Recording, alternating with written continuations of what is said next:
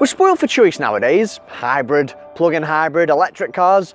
I mean, where do you start? Well, a few car makers are boxing clever by offering all three of those frugal derivatives, one of which is Kia with its Niro, its first ever dedicated electrified vehicle. And mechanically, it's identical to the Hyundai Ioniq, but whereas the Ioniq is a family hatchback, the Niro is a crossover, similar in size and proportions to the Kia Sportage.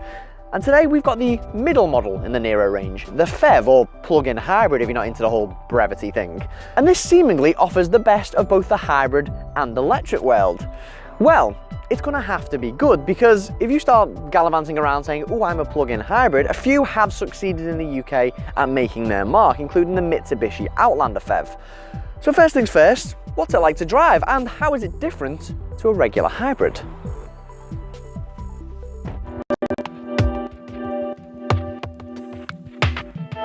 Well, although it has the same 1.6 litre 4-cylinder petrol engine and the same 6-speed dual-clutch automatic gearbox, the onboard 8.9 kilowatt-per-hour battery has a larger capacity, and the electric motor is more powerful, which ultimately means it can drive for longer distances on pure electric power. But most importantly, that electric power can be recouped by plugging in and charging, as opposed to just relying on regenerative braking. And lifestyle-wise, this means you can ultimately reap the benefits of having an electric car, if you're only making short journeys, that is, with the official electric range of the Niro plug-in being up to 30 miles. And to be honest, even if you drive incredibly gingerly, you are going to struggle to get that amount. I mean, the best you can hope for is probably between 15 to 25 miles. But what about charging? Well, you can charge your Niro to full electric capacity at home using a regular 3-pin plug using this wire, which will take around 3 hours. Or you can use a 7 kilowatt per hour or greater charger to charge it in around, well, just over 2 hours. And the chargers I'm talking about, the 7 kilowatt ones, are the one you've seen at service stations and car parks all around the country. Unfortunately, like most plugins, the Niro isn't available with the 30-minute rapid chargers you've probably heard about. Now, when it comes to fuel economy, it's always difficult to say with plug-in hybrids. I mean, on paper, Kia claims a combined 201.8 miles per gallon. Yeah, but of course, it will drastically differ for everyone, depending on what type of driving you're going to be doing.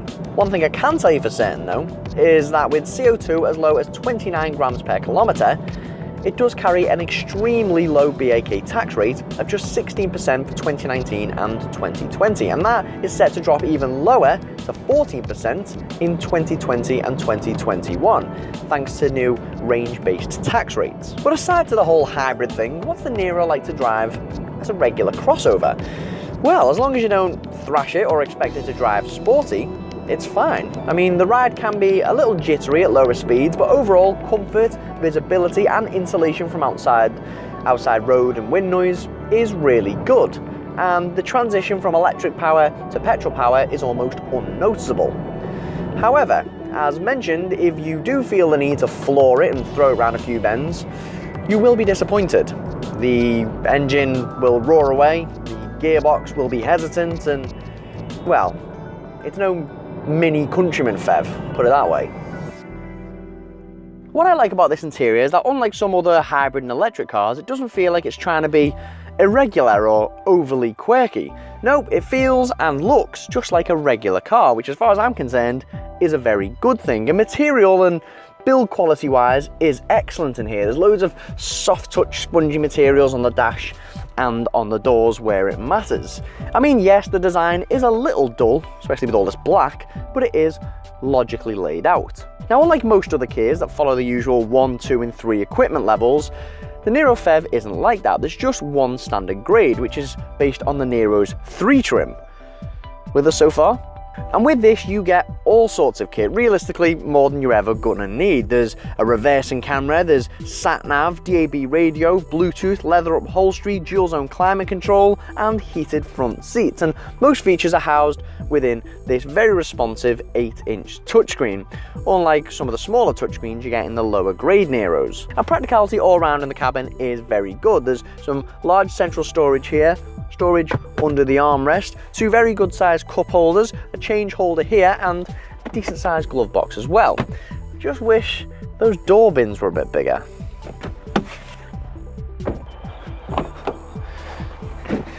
space in the rear of the Niro is excellent. I mean, there's absolutely tons of leg room. You can even extend your feet under the seat in front, and there's absolutely loads of headroom. And from the outside, it does look super compact, but it certainly doesn't feel like that on the inside. I guess the only slight telltale sign of its smaller dimensions are this slightly narrow middle seat, which is probably best left for kids to sit in. But overall, it is very spacious back here, certainly more than adequate for longer journeys. And you've got this nice armrest here to help you get comfy with 2 cup holders in. I guess my only issue is if you are going on longer journeys, don't take lots of snacks with you, because just like the front, these door bins are pretty naff.